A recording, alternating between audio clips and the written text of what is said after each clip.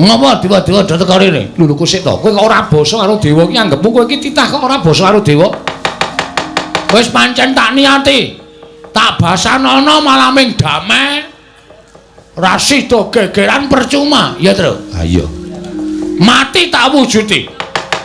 Bathara Guru ya Sang Hyang Manikmaya. Ya Sang Hyang Jagat Giri Pratingkah.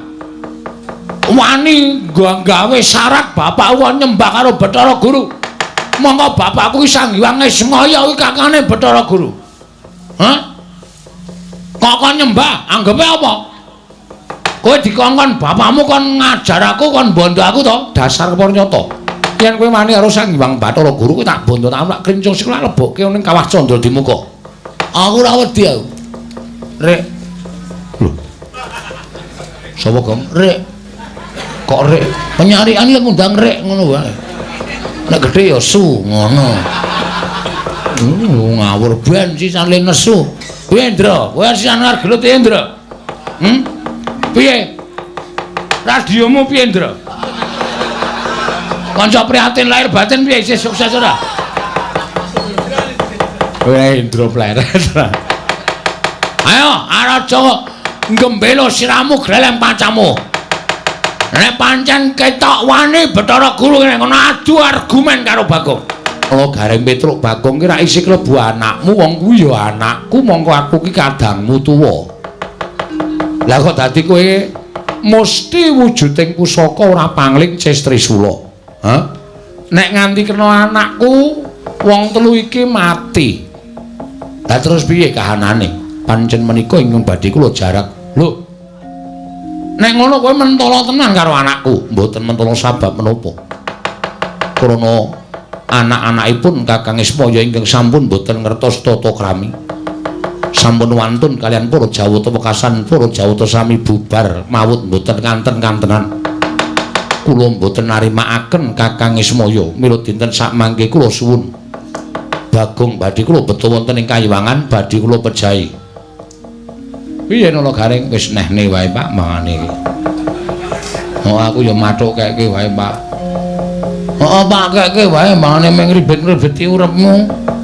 Saku tak modar wae Pak. Aja tole aja kowe anakku sing tak tresnani. Aja nganti ana wong sing wani gendak sikara karo kowe. Saiki ngene wae Bathara Guru. Nek kowe kepengin mboyong anakku Bagong, aku sing iman. Aku sing ora entuk. Mula ning aja nganti kowe gawe gelo rasamu. Aja nganti atimu gelo. Sing munggah ning kayangan aja Bagong, sing tok hukum Semar wae hukumen. Kakang Ismaya sagah. Ora sagah sebab apa? Urip ya wis ketuan ning alam padhak. Tur iki ana pancatan nggonku bali marang ayunaning Gusti. Srana adhiku lanang mbok menawa iki iso tinampa sowanku. Pak. Aja, Pak. Nek bapak pasrah pati urip karo Bathara Guru terus piye kanan iki engko, Pak? Anak ki tak labuhane gareng wis ora satok tangisi. Ora apa-apa kowe wis gedhe tuwa. Ora sak ora duwe bapak, ora apa-apa kowe iso urip dhewe. Ampun, Pak. Kula ya ora iso urip dhewe Pak nek tanpa bapak. Wis ora apa-apa, Truk. Besok golek bapak lurah. Pak lurah dengkulmu iki karo bapak ora tresno blas kok, Gong. Wis gage aku gawanen ning kayangan. Nek bapak dipetot teng kayangan aku melu, aku ora iso keri, Pak. Aku ki mung arep dicempluke ning kawah karo Bathara Guru. Kajengipun kula cempluke kawah ya gelem. Aku ya ora melu, Pak. Aku urip nek tanpa bapak ning donya wis ora ana gunane. Kowe melu ora, Gong? Ora. Ora pengen labuh bapak. Aku nek kowe do mati kabeh, sing urip sapa wis jajali? Nek ora aku sing urip, sing nampa warisan sapa?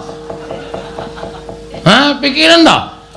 Lu nek aku ndek anak, peputu aku tak dum. Kan iso iso dienggo pengeling-eling nek iki putune Semar iki anake Semar. Ora melu le. Ora. Ya wis nek ngono kowe tak labuhi aku tak melu bapak ya Le. Aku ana menyang. Aku ya tak melu bapak ya Gong. Mangkato. Guru malah anakku loro Gareng karo Petruk. Sagah makili adine. Menawi ngaten tetiga. Iya, monggo. Menawi Kakang Semar Dura Sembodo sampun ngantos nglepataken dhateng kula menawi kula tega lan Kakang Ismaya. Kula kandhri mingga wonten ing kayangan. Lho Gareng ayo Petruk melu bapakmu. Monggo Pak Kula monggo Pak kula dherekaken Pak. Aku ya engko-engko urip rung tutuk ya modar. Semar mati, Gareng cemplungke kawah mati, Petruk mati. Aku mengkari marani nang omahe Gareng, yu diutus Kang Gareng kon njalukke sertifikat. Maranane Petruk, yu kon diutus Petruk kon njalukke sertifikat kae lemah kae di statuske aku. Sugih dadakan. Anakku tak kei metu saka polsek langsung tak kei lemahnya. Gak didol nggo mendem. Ayo canggleleng apa ya semen. Ane terus kancaku sapa wis jajali. Engko nek pas gara-gara netepi kewajiban ora ndek kanca kilang-kilong kloap-klaup. Wah ya. Piye ta iki mau? Aku kok dadi ra melu ta aku ki Kang Supan apa ya? Bapakku mati. Gareng yo mati. Petruk yo mati. Ceniningan. Gareke kopi kok yayaan. Selamat tanganmu kowe. Cilaka iki. Sapa sing arep tak jaluki tulung? Aku ning sowan ning ngersaning Sinuwun Prabu Puntadewa ya engko malah dunek-unekke. Luwe-luwe Ndara Werku Ndara Semar mati, Gareng mati, Petruk mati. Kowe kok urip? Idandasmu. Sarwa cilaka iki. Ndara Janaka tak lapori ya ngono. Ndara Semar mati, Gareng mati, Petruk mati. Kowe kok urip Bagong? Nyotampan tak jembar iki Bagong jelem modal. Ndara Gatotkaca tak lapori ya ngono. Ndara Gatotkaca Semar mati, Gareng mati, Petruk mati. Unter bayarmu. Monggo Ndara Gatotkaca kendel e. Bar bathi akeh mambengi Ndara Gatotkaca tenan. Yakin apa ora didomke kok? Apa ora bathi ning ijoli ayo kuwi. Sing parah ning kono kuwi. Ning wis ora apa-apa lah karang ya lakon tak sandangane dhewe. Oh iya. Aku ijin ndek Pakde. Pakde Togok. Napa ora tak sowani? Aku adul Pakde, Dik. Adimu mati. Opo? Malah tawa HP. Opo? Sing mati adimu Semar. Semar padha kono opo? Cemplung ke kawah karo adimu Manik Maya. Togok terus nesu cangkeme kewer-kewer. Mana. Kaya gendira kae. Wis, men tak lapor karo Pakde Togok aku. Mulai ya dipreteli karo anak-anake Semar. Nganggo ali-ali ya mesti dijaluk. Nganggo jam ya mesti dijaluk. Ning aku ora kok kangen karo Semar. Impenku iki kok kaya arep ana maknane. Maknane apa? Maknane ya arep lakon dilakoni karo adiku Semar. Lah kowe ngimpi apa coba? Aku ngimpi kok kaya-kaya Semar kuwi numpak kapal. Lho, arep Sumatera. Ora. Nang impen kuwi numpak kapal terus dumadakan prau mau kasempyok ing alun gedhe. Semar iki kendang kapracundang kuntal kaprapal digawa bantering banyu.